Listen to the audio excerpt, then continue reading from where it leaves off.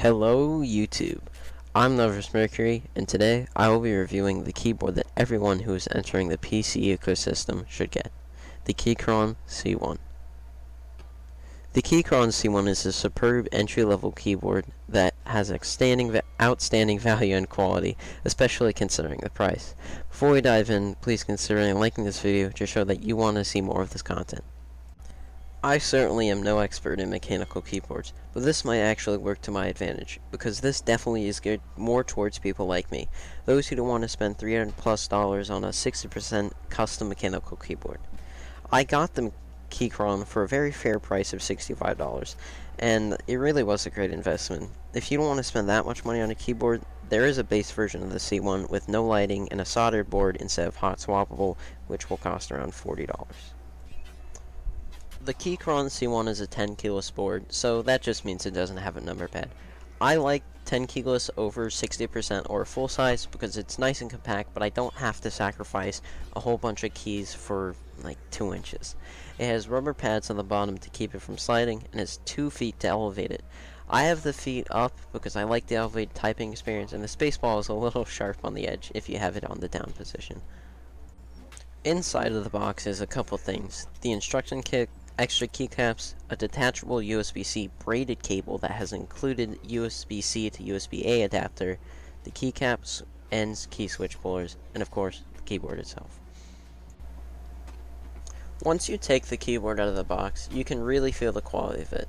It's a very nice looking keyboard with some heft to it, and this was really surprising to me because I had only used the cheap Chinese mechanical keyboard before.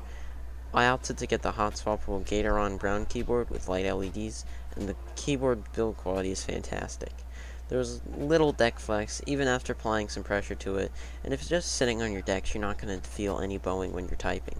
I've been daily driving this keyboard for around 3 months now, or 5 months now, and it still feels just as good to type as on the first day as I got it. The switches on this keyboard are very nice, but that's more of a testament to Keychron rather than Keychron. If you want, you can get a different Keychron mechanical switch or a Keychron branded mechanical switch. I personally found the switches very smooth and good, and I do like the options presented to me by Keychron. What's really cool about this keyboard is it's hot swappable.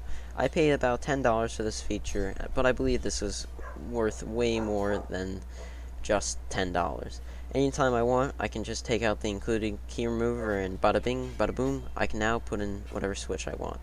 This can also save so much money if you go through switches quickly, because if you find a good price for the switch, you can get a quote-unquote new keyboard for a way better price. And you have the option to add in really highbrow switches too, if you are into spending a lot just to make your keyboard feel rich. The keyboard is a very sleek keyboard with some really nice looking keycaps and lighting. On Keychron's website, you can choose what type of lighting you want for your keyboard. There is no lighting, white LEDs, which is what I have, and the ultimate rainbow puke gamer fuel RGB backlighting. I didn't need to get the RGB because it's an extra couple bucks on top of the hot swappable option, and I just needed something to see in the dark. The white LEDs actually look really good, and even if I got the RGB version, I probably would put a static color because of the way the keycaps are. The keycaps are double-shot ABS keys, whatever that means, but they do look really cool. There is an accent escape key, but I also made the light key have the same accent because I like the way that looks. It's not your style. Keychron includes replacements in the box. So I really like this keyboard. It has an excellent value that you can't find anywhere else, and it all comes in at a really reasonable price. So who is this keyboard really for? Like I said, it's for people like me. People who don't have the time or money to spend researching keyboard parts on KDB fans and buying extremely expensive parts only to get a 60% keyboard. It's also great for people who don't want to sacrifice and get a 60% because Keychron is the one keyboard maker that actually has different options for keyboard sizes and prices. It's just a very good, simple keyboard that gets the job done in an enjoyable way and really is great for anyone who wants to get into mechanical keyboards.